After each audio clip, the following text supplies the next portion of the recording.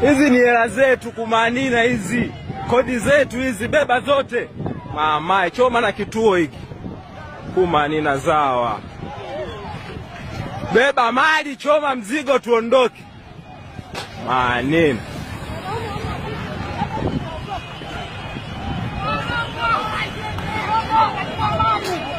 Kodi zetu hizi. We nani unakaa nyumbani? We mtoto mwanamke au mzee?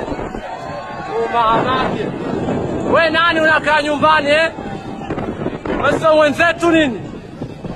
Usudishe magari ya kuasha senye kila siku tunakula ugali na pilipili.